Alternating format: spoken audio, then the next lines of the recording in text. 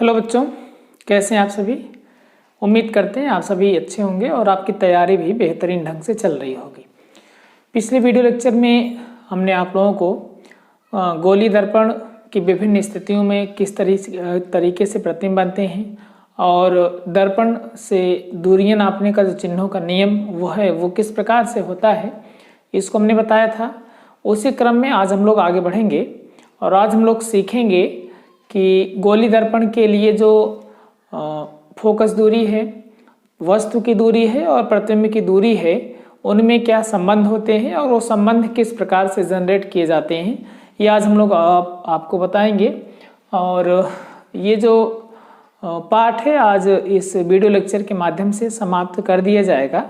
इसमें 2-3 हेडिंग्स हैं, आज उसको कवर करके सीधा हम लोग नेक्स्ट लेसन की तरफ आगे बढ़ जाएंगे। ठीक है। ये वीडियो जो है बहुत ही इंटरेस्टिंग है और आपकी परीक्षा के दृष्टिकोण से बहुत ही महत्वपूर्ण है, क्योंकि ये जो निगमन है आपके क्लास 10th में भी पूछे जाते हैं और साथ ही साथ आप लोग जब हायर क्लासेस में जाएंगे, कहने का मतलब 12th में आप लोग मान लीजिए इसके बाद जाएंगे और साइंस लेंगे, तो निश्चित रूप से साइंस लेंगे, साइंस साइड पढ़ रहे हैं तो वहाँ पे भी आपको ये देखने को मिलेगा। ठीक है, तो आइए देखते हैं। हेडिंग है हमारी गोली दर्पण के लिए, गोली दर्पण के लिए फोकस दूरी, गोली दर्पण के लिए फोकस दूरी कामा करके लिख देंगे वस्तु की दूरी तथा प्रतिबिंब की दूरी में संबंध, तथा प्रतिबिंब की दूरी में संबंध। ठीक है, प्रतिबिंब की दूरी में संबंध, ये आपकी हेडिंग है। इसके बाद देखिएगा थोड़ा सा, मान लेते हैं किसी भी गोली दर्पण की जो फोकस दूरी है, गोली दर्पण की फोकस दूरी वो आपकी स्मॉल f है। बात समझ में आ रही है। वस्तु की जो दूरी है, वस्तु की दूरी वो आपकी स्मॉल u है और प्रतिबिंब की जो दूरी है, प्रतिबिंब की जो दूरी है उसको मान लेते हैं v है। तो f u और v में निम्न संबंध होता है। संबंध आपका है 1/f is equals to 1/v plus में 1/u, ये आपका संबंध होता है। और ये जो संबंध आपको बताया जा रहा है ये दोनों प्रकार के दर्पण के लिए होता है। कहने का मतलब है उत्तल दर्पण के लिए भी यही संबंध होगा और अवतल दर्पण के लिए भी यही संबंध होता है। ठीक है ना। तो आइए देखते हैं ये जो संबंध है किस प्रकार से आता है और इसको हम लोग प्रूफ करके भी देखेंगे और आपके एग्जाम्स में प्रूफ करने के लिए भी ये आता है। आपसे पूछेगा, ये 6 नंबर है, 7 नंबर में रहेगा, बड़े क्वेश्चन में रहता है, ये जो लॉन्ग आंसर टाइप क्वेश्चंस होते हैं उसमें रहता है। तो आपसे पूछेगा, किसी भी एक दर्पण का नाम ले लेगा।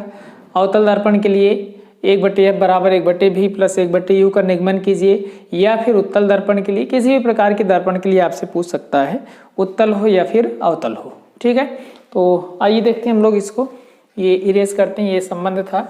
अब दोनों दर्पणों को एक एक करके दोनों के लिए हम लोग इसको प्रूव करेंगे। ठीक है, तो सबसे पहली हेडिंग इसके अंदर लिखेंगे अवतल दर्पण के लिए। पहली हेडिंग है अवतल दर्पण के लिए। अवतल दर्पण के लिए 1/f बराबर 1/v प्लस 1/u का निगमन, इसको हम लोग प्रूफ करने चल रहे हैं। ठीक है, तो थोड़ा सा ध्यान दीजिएगा आप लोग।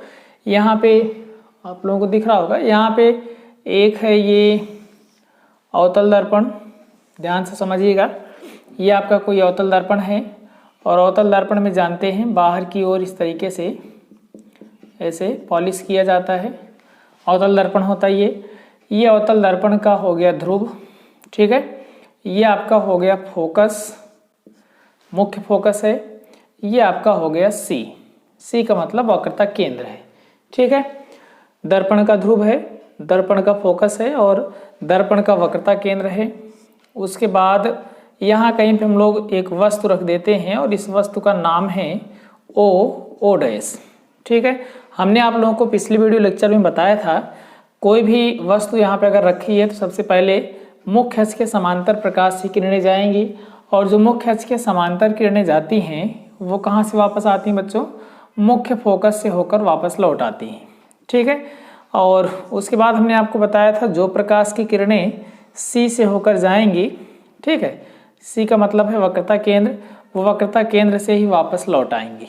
ठीक है, उसके बाद यहाँ पे देखिएगा दो प्रकाश की किरणें परावर्तन के पश्चात एक दूसरे को काट रही हैं, तो इसलिए यहाँ से हमें क्या करना है, लंब गिरा देना है, यानी कि इसको मिला देना है और यहाँ से आपका बन जाएगा प्रतिबिंब आई डैश।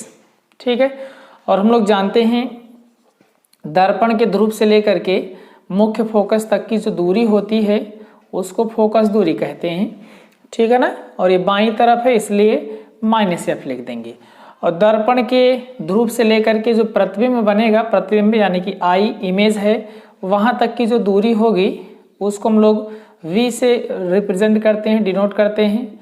और ये बाईं तरफ है इसलिए ये क्या हो जाएगा, -v हो जाएगा। ठीक है ना, उसके बाद यहाँ ये जो C है, C का मतलब वक्रता केंद्र है, इस वक्रता केंद्र से लेकर इसके नीचे तक आप लोग लाएंगे, थोड़ा सा ध्यान दीजिएगा, यहाँ से लेकर के P तक की जो दूरी होती है उसको R से प्रदर्शित करते हैं। बाईं तरफ है इसलिए -r हो जाएगा। और ये जो वस्तु है, वस्तु से लेकर के P तक की जो दूरी होती है उसको हम लोग वस्तु की दूरी कहते हैं, U से प्रदर्शित करते हैं, बाईं तरफ है -u हो जाएगा। इतना आप लोग समझ रहे होंगे। अगर कोई प्रॉब्लम हो रही हो तो आप लोग बता सकते हैं या फिर से देख सकते हैं। ठीक है, एक बार फिर से देख लेते हैं। यहाँ पे कोई वस्तु है ओ डैश, इस वस्तु ओ डैश से जाने वाली प्रकाश की किरणें दर्पण से इसका परावर्तन हुआ, यहाँ पे पॉइंट ए मान लेते हैं, ए पॉइंट पर आपतित हुई और यहाँ से जब परावर्तन हुआ तो ये मुख्य फोकस से होकर सीधे चली गई। कुछ प्रकाश की किरणें ऐसी थी जो सी से होकर जा रही थी और सी से जाने वाली प्रकाश की किरणें पुनः उसी माध्यम में वापस लौट आएंगी।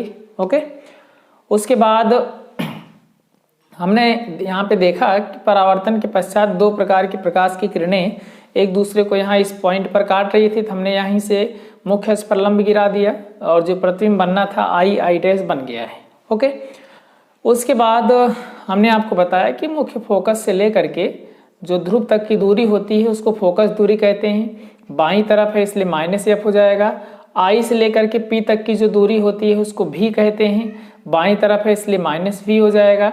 C से लेकर P तक की जो दूरी होती है r होता है, वक्रता त्रिज्या होती है, बाईं तरफ है -r हो जाएगा। ठीक है, ऐसे O से लेकर P तक की जो दूरी होती है u होता है, बाईं तरफ है -u हो जाएगा। यहाँ तक आप लोग समझ रहे होंगे।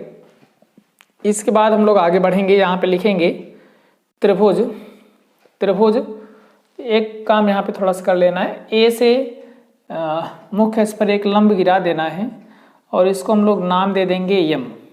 ठीक है, ए से मुख्य अक्ष पर एक लंब गिरा देना है और उसका नाम लिख देना यम, यानी कि ए यम हो जाएगा। तो यहाँ पे त्रिभुज देख रहे हैं, त्रिभुज ओ डैश सी तथा त्रिभुज आई डैश सी में, ध्यान से समझिएगा, त्रिभुज ओ डैश सी तथा आई डैश सी में ध्यान दीजिएगा क्या क्या है यहाँ पे। ये जो कोण है यहाँ पे देख रहे हैं, कोण ओ डैश, ये बराबर होगा आई डैश के। कैसे बराबर होगा बच्चों, आप लोग समझ रहे होंगे, शीर्षाभिमुख कोण है, ओ डैश बराबर आई डैश। कैसे कोण है ये, शीर्षाभिमुख कोण है। ठीक है, शीर्षाभिमुख कोण है। उसके बाद यहाँ पे देख रहे हैं कोण ओ डैश बराबर कोण आई डैश, ये वाला कोण, ये कोण इस कोण के बराबर है। कैसे बराबर है, दोनों 90 अंश के हैं, तो यहाँ पे लिख देंगे प्रत्येक समकोण या फिर प्रत्येक 90 अंश के।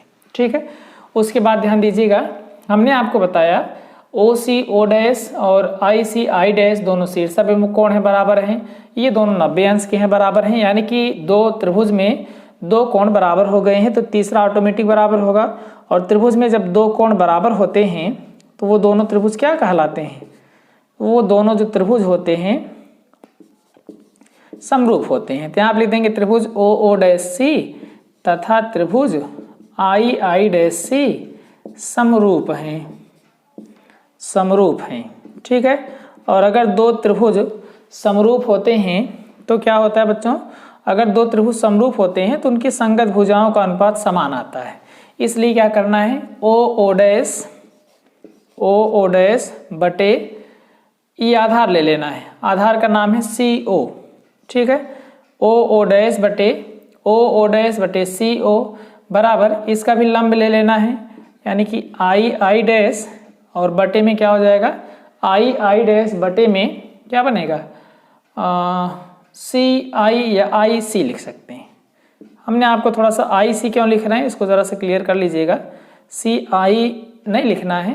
क्यों नहीं लिखना है? क्योंकि हमने आपको बताया था जो दूरियां हैं वो हमेशा कहाँ से नापी जाती हैं? दर्पण के ध्रुव की तरफ से नापी जाती हैं। तो इसलिए हमें इसको ओ सी ना लिख करके सी ओ लिखना है, क्योंकि दूरी इधर से नापना है। ठीक है। पी से लेकर के बाहर की ओर मापना है या पी से इधर भी मापना है। सारी दूरियां इधर से कैलकुलेट की जाएंगी। इसलिए ओ डैश इसका लंब था बटे सी ओ इसका आधार था। ठीक है। ऐसे यहाँ पे आई डैश इसका लंब था और इसका आधार हो जाएगा इस त्रिभुज का सी आई डैश का आई सी। यहाँ पे आई सी लिख दिया हमने। ओके। आगे देखिए, यहाँ से मिल जाएगा, यहाँ से फाइनली मिल जाएगा। थोड़ा समझिएगा। आई डैश इधर कर लीजिए, सी ओ वहाँ भेज लेंगे तो हो जाएगा ओ डैश बटे आई डैश बराबर सी ओ ऊपर चला जाएगा, सी ओ अपान में आई सी, समीकरण नंबर 1। ठीक है। इसी प्रकार ध्यान दीजिएगा, इसी प्रकार त्रिभुज यहाँ पे देख रहे हैं ए एम एफ, त्रिभुज ए एम एफ ये समरूप का चिन्ह है। समरूप होगा त्रिभुज आई डैश एफ के। कैसे होगा जरा समझ लेते हैं किस तरीके से होगा। हमने लिखा नहीं है, इसी प्रकार लगा दिया। इसका मतलब शॉर्टकट में आप लोग समझ सकते हैं। ये जो कोण है, यहाँ पे जो कोण देख रहे हैं इस कोण के बराबर होगा। दोनों शीर्षाभिमुख कोण होंगे। और ये जो कोण है इस कोण के बराबर होगा। दोनों 90 अंश के होंगे। ठीक है। यानी कि कोण ए एफ एम बराबर आई एफ आई डैश। ठीक है। और कोण ए एफ एम बराबर आई एफ आई डैश और ए एम एफ बराबर एफ आई डैश के, यानी कि दोनों 90 अंश के हैं। ठीक है। एक कोण 90 अंश का है। सेम ऐसी कंडीशन बनेगी। एक कोण 90 अंश का है, दूसरा कोण शीर्षाभिमुख होगा, इसलिए दोनों त्रिभुज जो होंगे वो समरूप होंगे। अगर समरूप होंगे तो इनकी संगत भुजाओं का अनुपात समान आना चाहिए। आइए देख लेते हैं, समान कर दीजिए। ठीक है। तो चलो समान कर लेते हैं संगत भुजाओं का अनुपात। तो यहाँ से हमें क्या मिल रहा है जरा समझिएगा। ये है ए एम लंब बटे आधार एम एफ, ए एम बटे एम एफ बराबर, ऐसे यहाँ भी कर देना है। लंब का नाम है आई डैश बटे में आधार का नाम है एफ आई। ठीक है। आधार का नाम क्या है? एफ आई है। या फिर इसको थोड़ा सा बना सकते हैं। ए एम जो है वो ओ डैश के बराबर है। ओ डैश लिख देना है। क्यों बराबर है समझ रहे होंगे। ये दोनों रेखाएं समांतर हैं। दो समांतर रेखाओं के बीच की दूरी सदैव समान होती है, इसलिए चाहे इसको ए एम लिखें या ओ डैश लिखें एक ही बात है। तो यहाँ से हो जाएगा ओ डैश बटे एम एफ बराबर आई डैश बटे एफ आई। ठीक है। थोड़ा सा और बना लेना है। ये जो एम एफ है, एम एफ वो लगभग पी एफ के बराबर है। क्यों बराबर है? क्योंकि एम और पी दोनों एक दूसरे के नज़दीक होंगे। कब नज़दीक होंगे? जब ये जो दर्पण है छोटे द्वारक का होगा। तो यहाँ थोड़ा सा हम क्लियर कर देते हैं। छोटे द्वारक के दर्पण के लिए, छोटे द्वारक के दर्पण के लिए ये जो पॉइंट होंगे एम और पी एकदम नज़दीक होंगे। तो क्या होगा? ये जो पी एफ होगा वो लगभग बराबर होगा एम एफ के। तो जहाँ पे एम एफ लिखा है वहाँ पे हम लोग पी एफ लिख सकते हैं। तो यहाँ पे पी एफ लिख दीजिए। तो ये हो जाएगा ओ डैश बटे पी एफ बराबर आई डैश बटे एफ आई। ठीक है, आई डैश को इधर कर लीजिए, पी एफ उधर भेज लीजिए, तो यहाँ से हमें मिल जाएगा ओ डैश बटे आई डैश बराबर पी एफ बटे एफ आई। ये हो गया आपका समीकरण नंबर 2। ठीक है, समझ रहे होंगे आप लोग। हमने बताया था अगर दर्पण छोटे द्वारक का होगा तो क्या कंडीशन बनेगी। अगर दर्पण छोटे द्वारक का है तो P और M एक दूसरे के नज़दीक होंगे। अगर नज़दीक होंगे तो चाहे PF लिखिए चाहे MF लिखिए लगभग बराबर होंगे। तो समीकरण 1 और 2 में देख रहे हैं दोनों का LHS बराबर है, इसलिए RHS भी बराबर होने चाहिए। तो यहाँ पर लिख देंगे समीकरण 1 व 2 से LHS समान है, इसलिए RHS को समान करिएगा। तो यहाँ से मिल जाएगा CO बटे IC बराबर PF बटे FI। ठीक है, थोड़ा सा यहीं पे समझना है, ध्यान दीजिएगा। ये जो CO है हमें इसको P के रूप में तोड़कर लिखना है। देखिए CO कहाँ पे है, C से लेकर O तक की दूरी हमें बतानी है, तो हमें C से O तक दूरी डायरेक्ट पता नहीं है, तो हम लोग P से मापते हैं। तो पहले P से पूरा O माप लेते हैं, उसके बाद P से C माप लेते हैं, फिर पूरे में से इतना घटा देंगे तो ये मिल जाएगा। कहने का मतलब PO माइनस PC अगर लिख देंगे तो ये OC हमें पता चल जाएगा, यानी CO पता चल जाएगा। अगर आप लोग इस तरीके से नहीं समझ पा रहे हैं तो दूसरी टेक्निक भी हमारे पास है, आइए देख लेते हैं। जैसे यहाँ पे हमें CO की वैल्यू लिखनी है, CO की वैल्यू अगर हमें लिखनी है तो इसको हम लोग पीछे से P लगा के लिखेंगे। जैसे O लिखा हुआ है तो पहले PO लिख दीजिए, फिर माइनस करिए, फिर आगे वाले के साथ P लगा दीजिए, यानी कि PC लिख दीजिए, है ना, बटे। सेम काम यहाँ भी करना, चित्र को नहीं देखना, बिना चित्र देखे आप लोग बता सकते हैं। जैसे हम बता रहे हैं यहाँ से पहले पीछे से P लगाना है, यहाँ पे सबके साथ P जोड़ना है, जहाँ P रहेगा वहाँ पे नहीं जोड़ना है। ठीक है, तो PO हो गया, माइनस में PC हो गया, बटे यहाँ भी पीछे से लगाइए PC माइनस क्या हो जाएगा PI बराबर PF बटे FI को हम लोग क्या लिख सकते हैं, देखिए पीछे से लिखेंगे PI माइनस में PF। यहाँ पे इसलिए नहीं लिखा गया क्योंकि P ऑलरेडी मौजूद है, जहाँ पे P नहीं है वहाँ पे इस तरीके से लिख लेना है।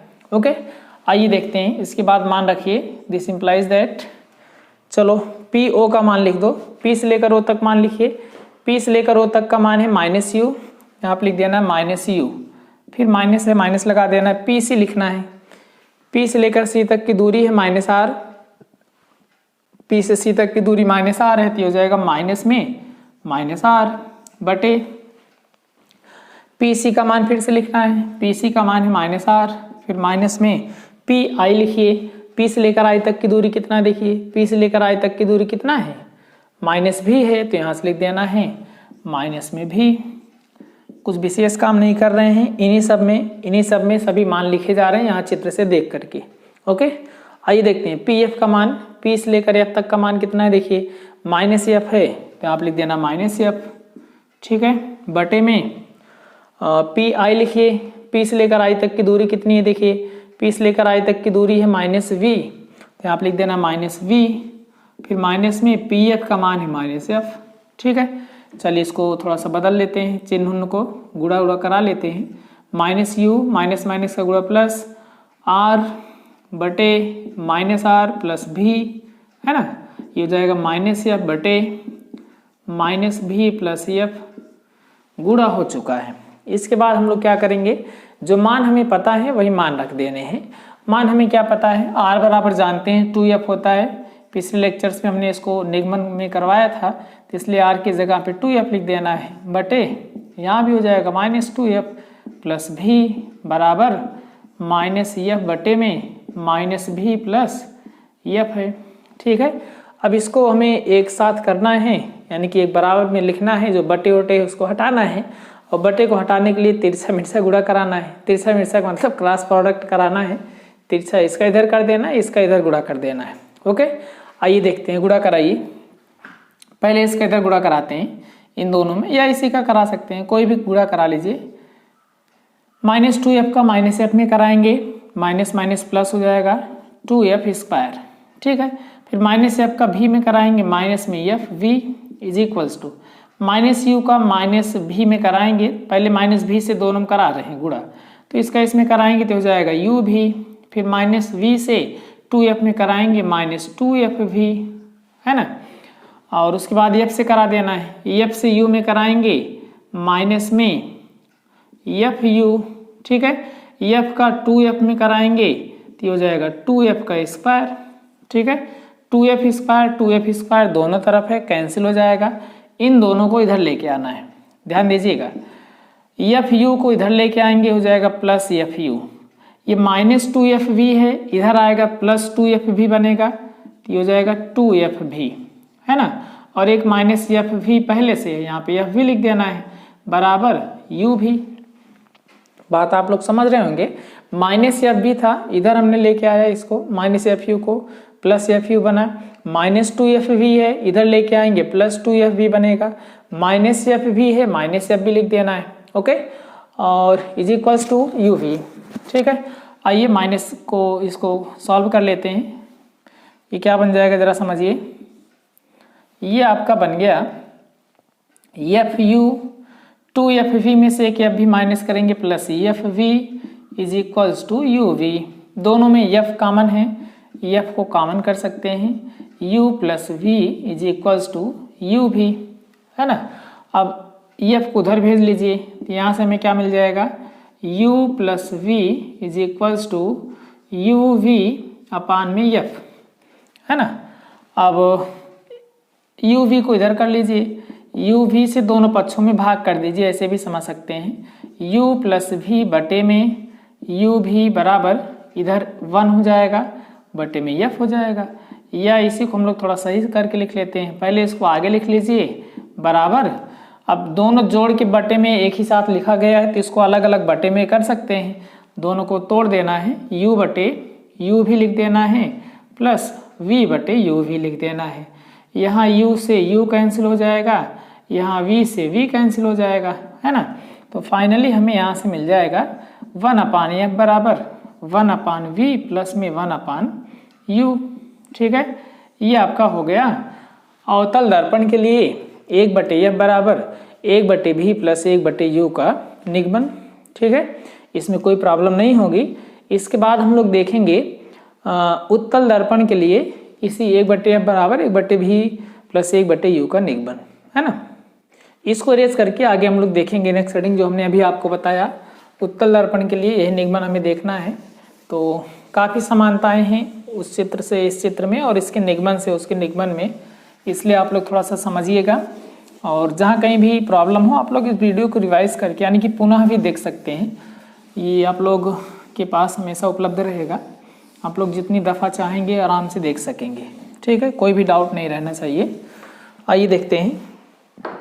सेकेंड हेडिंग है हमारी, दूसरी हेडिंग है उत्तल दर्पण के लिए 1 बटे f बराबर 1 बटे v प्लस 1 बटे u का निगमन, ठीक है।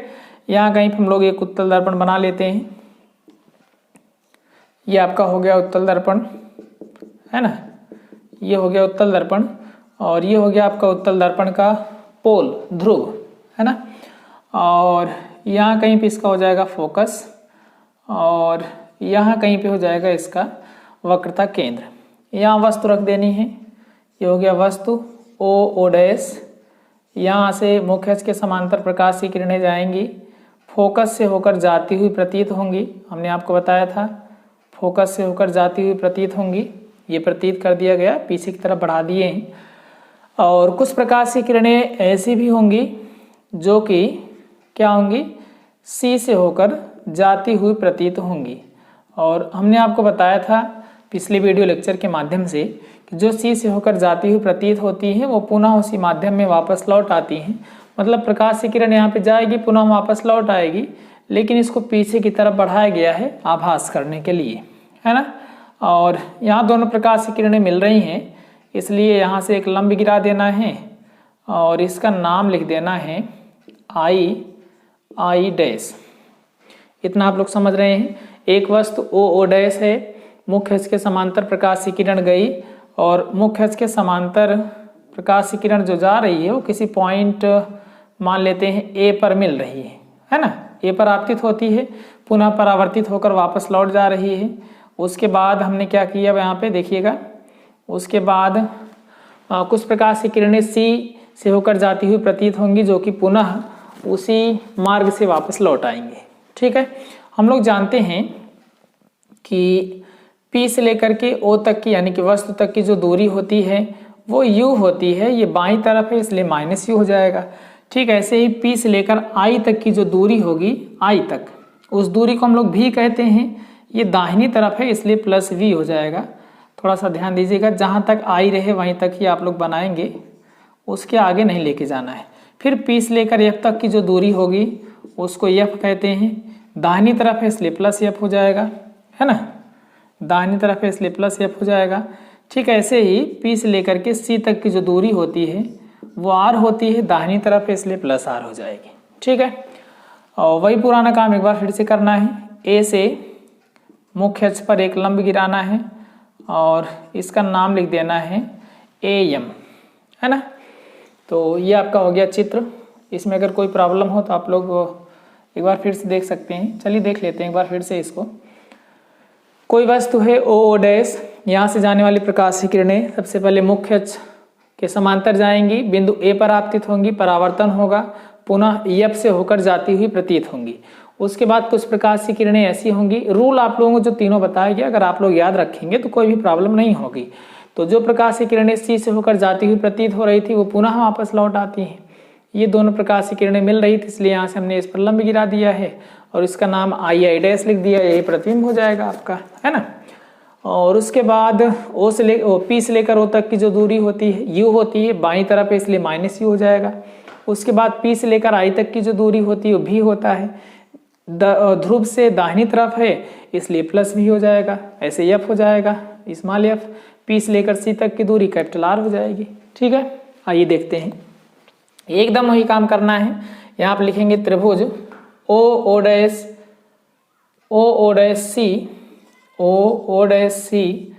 तथा वही जैसे वहाँ पे किया गया था सेम वैसे ही करना है। त्रिभुज II' में II' में क्या क्या है यहाँ पे ध्यान दीजिएगा। OO'C और II' में क्या क्या समानता है जरा समझिए। OC कोण OCO' बराबर है कोण ICI' की। कैसे बराबर है?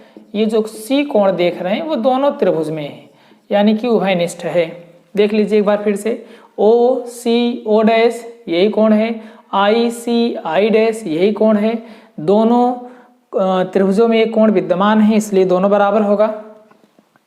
ऐसे यहाँ पे देख रहे हैं ये 90 अंश, ये भी 90 अंश। कहने का मतलब COO' कोण COO' बराबर है कोण CII' की। CII' के कैसे बराबर है?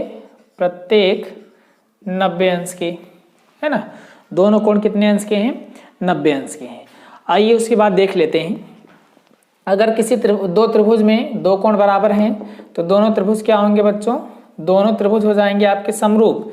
इसलिए त्रिभुज OO'C समरूप होगा त्रिभुज II' की। और अगर त्रिभुज समरूप होता है तो संगत भुजाओं का अनुपात क्या आता है? समान आता है। तो संगत भुजाओं का अनुपात समान कर दीजिए। चलिए करते हैं। OO' बटे OC, यहाँ पे चाहे OC लिख सकते हैं या CO लिख सकते हैं, कोई दिक्कत नहीं है क्योंकि दर्पण के ध्रुव से दोनों तरफ की दूरियां हैं, एक ही तरफ की दूरी नहीं है। ठीक है, तो OC लिख देते हैं बराबर। ऐसे यहाँ पे भी II' और बटे में IC, है ना। यहाँ पे IC लिखना पड़ेगा। IC इसलिए क्योंकि P से C तक की दूरी नापना हमें, P से C की ओर नापेंगे तो पहले I आएगा उसके बाद C आएगा, इसलिए IC लिखना है। ठीक है, यहाँ पे इधर लाइए तो ये आपका मिल जाएगा OO' बटे II' बराबर, इसको ऊपर भेज देना है, OC बटे IC। समीकरण नंबर 1 हो गया है ना। अब आएंगे इसी प्रकार त्रिभुज, कौन कौन से त्रिभुज समरूप होंगे ध्यान दीजिए। AMF, त्रिभुज AMF समरूप होगा त्रिभुज II' की। कैसे होगा ये भी देख सकते हैं आप लोग। कैसे होगा समरूप देखिए, AMF का कोण, ये जो AMF बन रहा है वो 90 अंश का है। I में FI डैश ये जो कोण है वो 90 अंश का है, दोनों कोण बराबर हो जाएंगे। और ये जो कोण F है वो AMF में भी है और I डैश F में भी है, यानी कि उभयनिष्ठ है।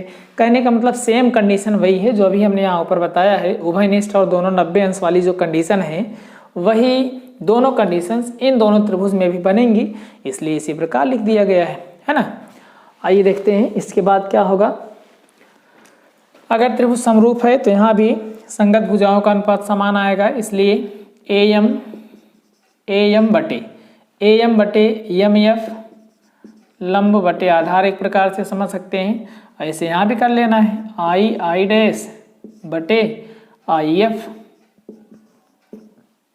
या इसको थोड़ा सा बना सकते हैं, AM आपका OO डैश के बराबर होगा, तो यहाँ आप लिख देना है OO डैश बटे MF बराबर I डैश बटे IF, है ना। अब यहाँ पे लिखेंगे छोटे द्वारक के लिए, छोटे द्वारक के दर्पण के लिए, अगर दर्पण छोटे द्वारक का होगा तो क्या होगा बच्चों, अगर दर्पण छोटे द्वारक का होगा तो MF लगभग बराबर होगा, MF लगभग बराबर होगा PF के। कैसे बराबर होगा, क्योंकि अगर दर्पण बहुत छोटे द्वारक का है, छोटे द्वारक का मतलब ज़्यादा उसका जो मतलब परावर्तक पृष्ठ है वो छोटा होगा, तो क्या होगा A और P दोनों नज़दीक में होंगे। अगर दो नज़दीक पॉइंट लिए जाएंगे तो P और M भी वहाँ से लंब गिराने पर एकदम M और P एक दूसरे के समीप ही स्थित होंगे, है ना, तो इसलिए बराबर हो जाएगा। तो हमें क्या करना है, जहाँ पे MF लिखा हुआ है वहाँ पे PF लिख देना है, इसी में रख दीजिए। इसलिए O डैश बटे PF बराबर I डैश बटे IF, है ना। I डैश को इधर कर लीजिए, यहाँ से हमें मिल गया फाइनली O डैश बटे I डैश बराबर PF बटे IF, ये आपका हो गया इक्वेशन नंबर 2। अब समीकरण 1 देख रहे हैं, इसका LHS समीकरण 2 का LHS दोनों बराबर हैं, इसलिए दोनों समीकरण के RHS भी बराबर होंगे। तो आप लिख देना है समीकरण 1 व 2 से या 1 व 2 की तुलना से क्या हो जाएगा बच्चों, ध्यान दीजिए, OC बटे IC बराबर हो जाएगा PF और बटे में IF के, है ना। अब OC को हम लोग क्या लिख सकते हैं, देखिए OC को लिखा जा सकता है PO प्लस PC, तो यहाँ आप लिख देंगे PO में अगर PC जोड़ दिया जाए, देखिए PO में PC अगर जोड़ दें तो पूरा दूरी मिल जाएगी, बटे IC देखिए IC को वही पीछे की तरह करना है, पहले P से लेकर C तक की दूरी नाप लेना है, फिर P से I तक की दूरी नाप लेना है, दोनों घटा देना है, या ऐसे समझ लीजिए पीछे की तरफ से P लगा दीजिए, PC माइनस करके आगे वाले में भी P लगा दीजिए। यह भी इसके पहले वाले निगमन में अवतल दर्पण वाले में बताया गया था, है ना। P लगाना है, P से लिख देना, फिर माइनस लगा के इसके साथ P लिख देना है, PI। या चित्र में देख सकते हैं, अगर ये ना समझ में आ रहा तो PC में से अगर PI निकाल दिया जाएगा, इस पूरे में से इतना निकाल देंगे तो ये बचेगा, तो यहाँ पे IC जगह पर लिख दिया गया है। यहाँ पे P ऑलरेडी मौजूद है, PF नाप सकते हैं तो PF लिख दिया गया है। IF को भी ऐसे कर लेना है, पहले P से लेकर F तक नापना है, फिर P से लेकर I तक नापना है, पूरे में से ये घटा देना है तो इतना मिल जाएगा, है ना। तो यहाँ पर लिख देना है PF माइनस में PI। चलिए मान रखते हैं, PO का मान देखिए, P से लेकर O तक का मान है -U प्लस PC, P से लेकर C तक का मान है कैपिटल R, तो यहाँ पर लिख देना प्लस R बटे PC का मान फिर से R, फिर माइनस PI का मान, P से लेकर I तक का मान भी है, तो यहाँ पे क्या लिख देना है, भी लिख देना है, बराबर PF का मान है F बटे फिर PF का मान है F माइनस PI का मान लिख देना है। PI कितना देखिए, P से लेकर I तक की जो दूरी है वो V है, तो यहाँ पे लिख देना माइनस में V, ये माइनस पहले से लगा हुआ है ना। अब यहाँ पे हम लोग जानते हैं R का जो मान है वो 2F होता है, कहने का मतलब यह बराबर R/2 होता है, तो वहाँ से R निकालेंगे तो 2f आएगा। इसलिए देखिए क्या बनेगा, यहाँ से जहाँ जहाँ r है वहाँ पे 2f रख देंगे हम लोग, तो इसलिए यहाँ से जाएगा -u प्लस 2f बटे में, यहाँ भी r है, यहाँ भी 2f लिख देना है, 2f minus v, 2f minus में v बराबर f और बटे में f अपान f माइनस v। ठीक है, चलिए गुणा करा लेते हैं, गुणा कराइए, इसका इधर गुणा कराएंगे 2f स्क्वायर, इसका इसमें कराएंगे, हो जाएगा माइनस में F V is equals to F से दोनों में कराएंगे माइनस में एफ यू, एफ का 2f में कराएंगे 2f स्क्वायर, माइनस वी से माइनस यू में कराएंगे प्लस यू वी, है ना। फिर माइनस वी का माइनस प्लस 2f में कराएंगे तो हो जाएगा माइनस में 2fv। ठीक है, दिख रहा होगा आपको, नहीं दिख रहा हो तो यहाँ से माइनस 2fv लिखा हुआ है, माइनस में 2fv लिखा है। ध्यान दीजिए 2f स्क्वायर कैंसिल हो जाएगा। अब इन दोनों को इधर लेके आइए, पहले तो माइनस fu इधर आएगा तो हो जाएगा प्लस fu। ठीक है, माइनस 2fv इधर आएगा तो प्लस 2fv हो जाएगा और प्लस में fv हो जाएगा बराबर इधर बनेगा u भी, है ना, कहीं पे ये गलती हो गई, ये माइनस fv है, ये माइनस fv ही रहेगा। तो यहाँ से बन जाएगा fu बराबर प्लस 2fv में से एक fv माइनस कर देना है, 2 में से 1 माइनस करेंगे तो 1 बनेगा, 1fv हो जाएगा इज इक्वल्स टू uv, है ना। दोनों में f कॉमन कर लेना है, u plus v is equals to uv। अब चाहें तो पिछली बार की तरह f को उधर ले जा करके u भी इधर ला के कर सकते हैं, या दूसरा भी समझ लीजिए, एक और आसान से भी समझ सकते हैं, uv को इधर लेके आइए या u प्लस v को उधर ले जाइए, ये हो जाएगा uv बटे में u प्लस v।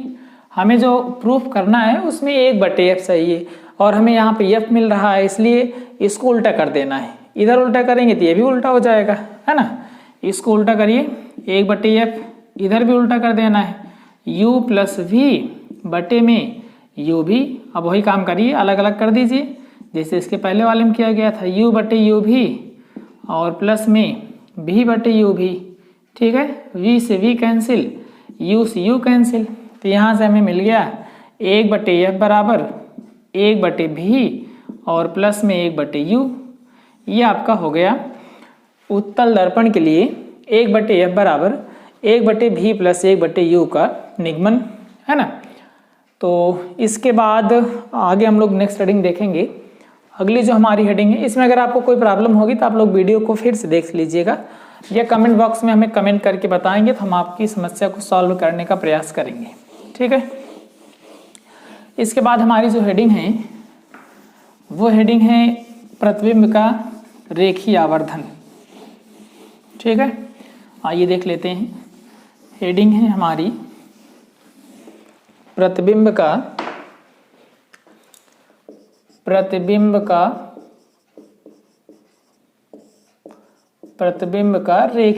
आवर्धन,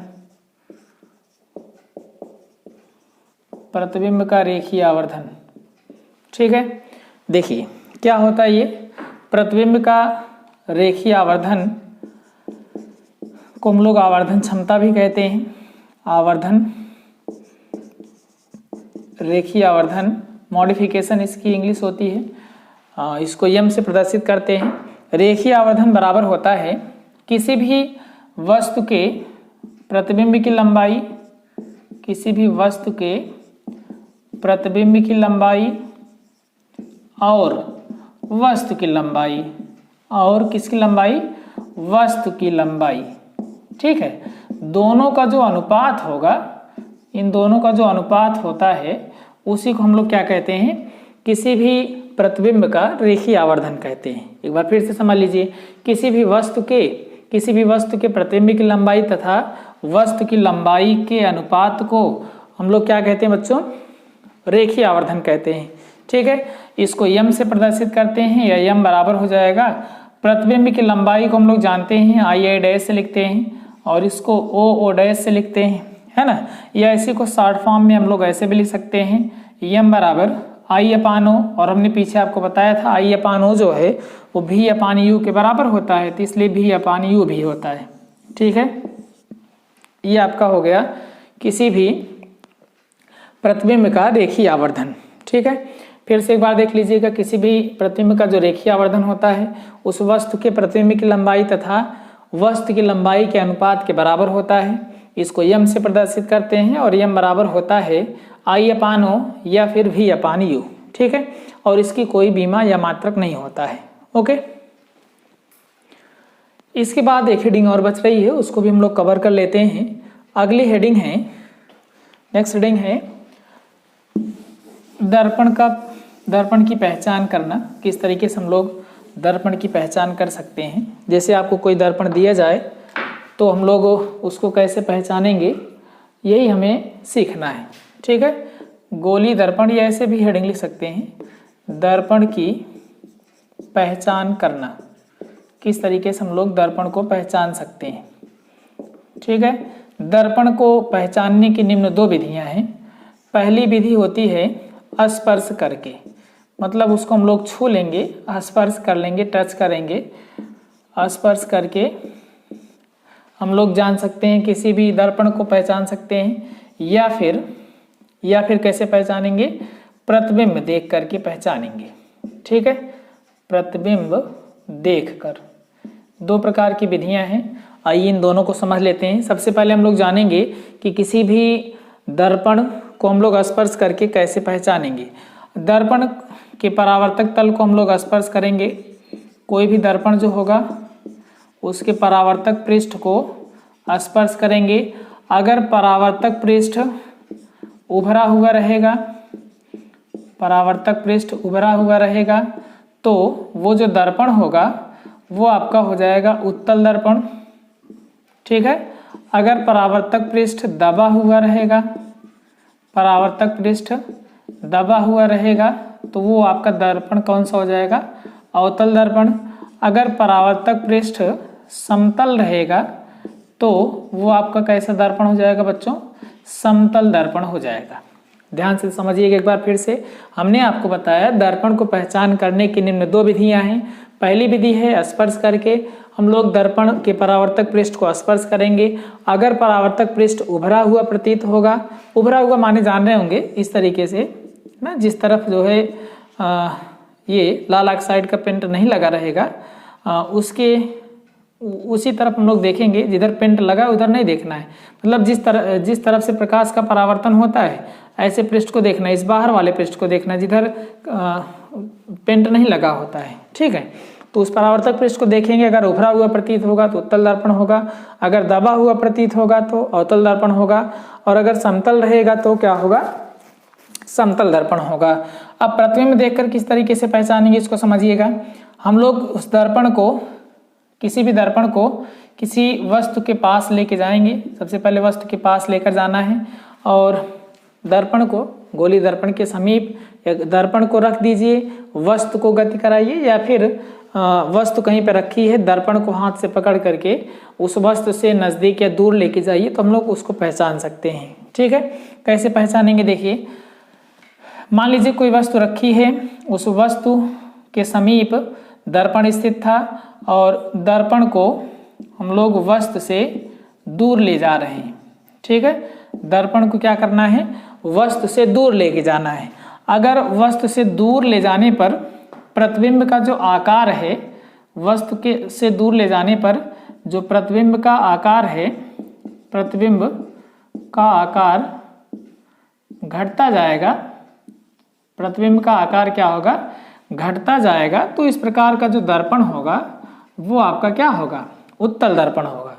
फिर से समझिएगा, हमने आपको बताया किसी भी दर्पण को पहचानने के लिए उसमें जो प्रतिबिंब बन रहा है उसको हमें देखना पड़ेगा। तो उसको देखने के लिए क्या करना है, पहले दर्पण को उस वस्तु के समीप लेके जाना है। समीप लेके चले गए, फिर उससे दूर लेते जाएंगे, धीरे धीरे लेके जा रहे हैं दूर, है ना। जब दूर लेके चले जाएंगे, जैसे जैसे दूर जाता जाएगा दर्पण हमारा, तो उसमें बना हुआ प्रतिबिंब का आकार अगर घटता जाएगा तो इस प्रकार का दर्पण हमारा हो जाएगा अवतल दर्पण। ठीक है, और अगर प्रतिबिंब का जो आकार है वो बढ़ता जाएगा, ठीक है। प्रतिबिंब का आकार अगर बढ़ता जाता है तो वो आपका कहलाता है अवतल दर्पण, है ना।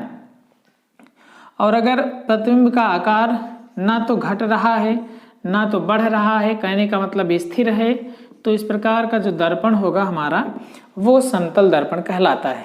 ठीक है, तो ये था दर्पण को पहचानने की विधियाँ। दर्पण को पहचानने की ये निम्न 2 विधियाँ थी, इसको हमने आपको बताया। इतना आप लोग पढ़ेंगे। ये पाठ यहाँ पे समाप्त हो चुका है। ठीक है।